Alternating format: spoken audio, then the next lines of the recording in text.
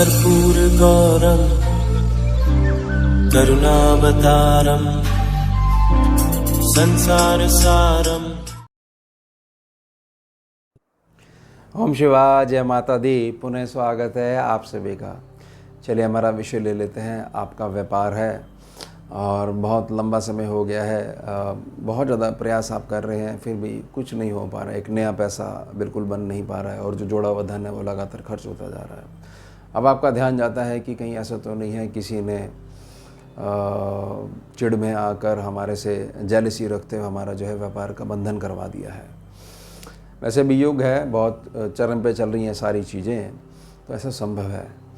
तो अब सवाल ये उठता है कि हाँ, ऐसा हो सकता है, ऐसा संभव है, लेकिन हमारे को तो इस बारे में कोई नॉलेज नहीं है और हमारे को तो बिल्कुल सामान्य ज्ञान भी नहीं है। हम तो बहुत साधारण व्यक्ति हैं, बस भगवान के आगे हाथ जोड़ लेते हैं, कुछ गलतियों की क्षमा मांग लेते हैं, घर में धूप बत्ती कर लेते हैं। इसके अलावा हमारे को कुछ भी नहीं पता है। तो इस बात का भी भय बने रहता है कि जब कभी हम इस क्षेत्र में जाएंगे तो कोई भक्त हमारे जीवन में आएगा, कोई गुरु महाराज हमारे जीवन में आएंगे, तो एक छोटा सा डाउट भी बना रहता है कहीं ऐसा तो नहीं है कि अब जो विपत्ति चल रही है और बहुत सारे लोग क्या करते हैं, धन भी ले लेते हैं और चक्कर कटवाते रहते हैं। ऐसा हमारे को देखने को मिलता है, सुनने को मिलता है। बहुत सारी चीज़ों को लेकर व्यक्ति जो है जातक जो है बहुत ज़्यादा परेशान हो जाता है। और जो बहुत ज़्यादा हृदय से कोमल रहता है वह एक प्रकार से उतना लंबा प्रयास नहीं कर पाता है, क्योंकि उसका हृदय बड़ा कोमल है। और यह बात ध्यान रखिएगा कि कोई आपका अपना ही है जो आपकी प्रोग्रेस से लगातार परेशान है, व्यर्थ में चिढ़े जा रहा है, जेलसी का भाव रखे जा रहा है और उसने कुछ ऐसा करवा दिया है जिससे कि आपकी प्रोग्रेस नहीं हो पाए। लेकिन उसको एक बात नहीं पता है कि ईश्वर फिर भी देख रहे हैं। ये तो थोड़ा सा प्रारब्ध है, थोड़ा सा ग्रहों की चाल का असर है, धूप छाँव है। तो हमारा भी जो है एक दिन आएगा और हमने कुछ नहीं करा है गलत, ये ईश्वर हमारे को देख रहा है, हमारे पे धर्म की मजबूती बनी हुई है। तो बिल्कुल सिंपल सी चीज़ मैं आपको बताता हूँ। चाहे आप ऐसे समझ लीजिए कि छोटी सी दुकान है आपकी या बहुत बड़ी फैक्ट्री है। दुकान वालों पे बहुत ज़्यादा असर इसलिए करेगा क्योंकि फैक्ट्री का क्षेत्र बहुत ज़्यादा बड़ा है। तो फैक्ट्री के क्षेत्र में जहाँ पर मशीनें लगी हुई हैं, उनकी कारखाना जो है वहाँ पर, और जो उनका जो मेन ऑफिस है जहाँ पर जो फैक्ट्री के मालिक हैं वो बैठते हैं। तो दुकान से आप थोड़ा सा ज़्यादा अंदाज़ा लगा लीजिएगा। और जिनका बड़ा व्यापार है उनका जहाँ पर जो बड़ी मशीनें हैं, जहाँ पर उनकी लेबर काम करती है, वहाँ पर करिएगा।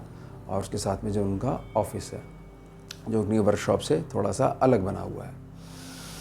गोमूत्र अर्क आपने लेके आना है और इतनी मात्रा में लेके आना है कि जो आपका फ़र्श है वहाँ पर, जो वहाँ की धरती है, पूरी की पूरी आप उसको भिगो दो। और जब आप दुकान बंद करने का समय आ जाए, जब ये हो जाए कि अब हमने चलना है, तो वो सारा आपने भगवान से प्रार्थना करी, गौ माता से प्रार्थना करी और यह आपने अपना भाव प्रकट करा कि मैं आपकी शरण में हूँ गौ माता। और गोमूत्र अर्क जो है आपने पूरी दुकान में एक प्रकार से फैला दिया, गिरा दिया, एक एक कोने तक गिरा दिया। वो आप अपना प्रबंध कर लीजिएगा, वो देख लीजिएगा किस तरीके से आपने करना है। फिर जैसे आप रूटीन में रोज़ाना रात्रि के समय अपनी दुकान का शटर बंद करते हो, हाथ जोड़ते हो, भगवान से प्रार्थना करते हो और घर चले जाते हो, आपने ऐसे ही चले जाना है।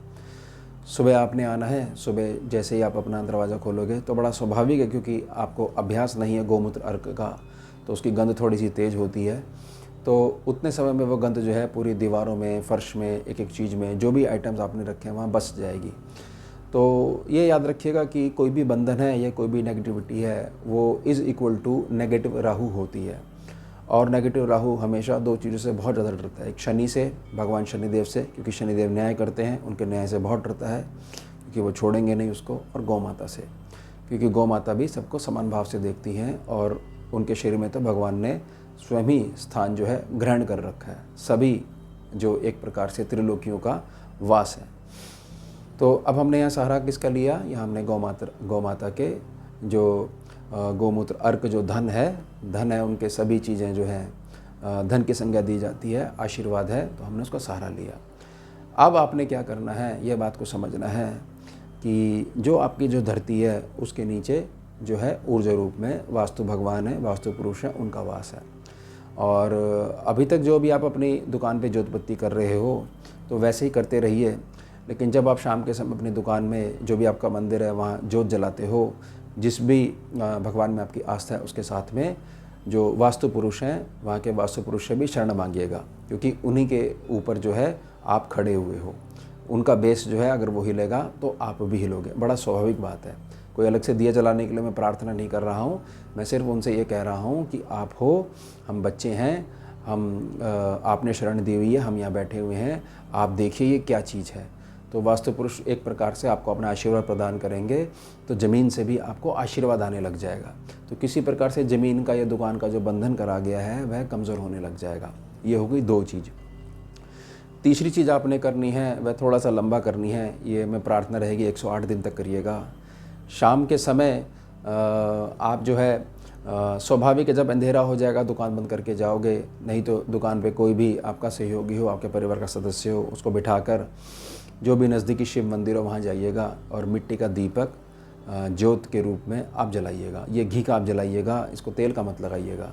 और याद रखिएगा कि दीपक जो है जब आप जलाइएगा तो आपका जो मुख है वह उत्तर दिशा की तरफ होना चाहिए, यानी स्वाभाविक तौर पर आपकी पीठ जो है वह दक्षिण दिशा को फेस करेगी। तो ये दीपक जलाइएगा। बस इससे महादेव से जो आपने प्रार्थना करी वो करिएगा। तो रात्रि के समय जो महादेव की जो कृपा है वह जाएगी, वह सब निरीक्षण करेगी, देखेगी और आपके साथ न्याय होगा, आपको आशीर्वाद मिलेगा। देखिए ये बिल्कुल सिंपल मैंने आपको प्रोसीजर बता दिया। इसमें आपको इतना लाभ मिलेगा कि बहुत ज़्यादा आप धन्यवाद का भाव रखोगे। और इसके साथ में अगर और ज़्यादा बिगड़ी हुई स्थिति है तो फिर आप कंसल्टेशन लीजिएगा, तो बैठ कर डिस्कस करेंगे। स्कैनिंग करी जाएगी, उसमें देखी जाएगी कहीं ऐसा तो नहीं है कि हमारा प्रारब्ध ही हमारे को परेशान कर रहा है। और इसमें यह जो उपाय हैं, इसमें यह चीज़ है कि आपके पास आपको ऐसा लग रहा है कि बंधन करा गया है, किसी ने आपको बताया नहीं है, तो भी आपने मानते हुए तो नेगेटिविटी है, कोई ऊर्जा है, वह भी कट जाएगी। यानी कि कुछ है या नहीं है, ये जो उपाय आप करोगे कि गौमूत्र अर्घ छिड़क दोगे, ये एक ही बार आपने करना है, बहुत दिनों तक कृपा बनी रहेगी। और ऐसा कर लीजिए करिए, हर 108 दिन के बाद एक बार कर लीजिए करिए, इससे बहुत ज़्यादा आशीर्वाद मिलता है। और साथ में अपने जो वास्तु भगवान ने उनको केवल प्रणाम करा, केवल प्रार्थना करी, जो अपनी ज्योतिबद्धी करते वो करी, और महादेव की शरण में आप गए हो तो ज़रूरी थोड़ी है कोई समस्या होगी तभी जाओगे, वैसे भी तो जा सकते हो। रात्रि के समय आपने दीप का दान करा, और ये प्रार्थना रहेगी कि मिट्टी का दीपक हर बार अलग होना चाहिए। तो अपनी व्यवस्था 108 दिनों की 108 दिनों की बना लीजिएगा। कोई पुरुष मेंबर करेंगे तो बहुत अच्छा रहेगा, क्योंकि स्त्रियों को थोड़ा सा डेज वाली दिक्कत आ जाती है। तो ये 3 चीज़ें आप कर लीजिएगा, इससे बहुत ज़्यादा लाभ मिलेगा।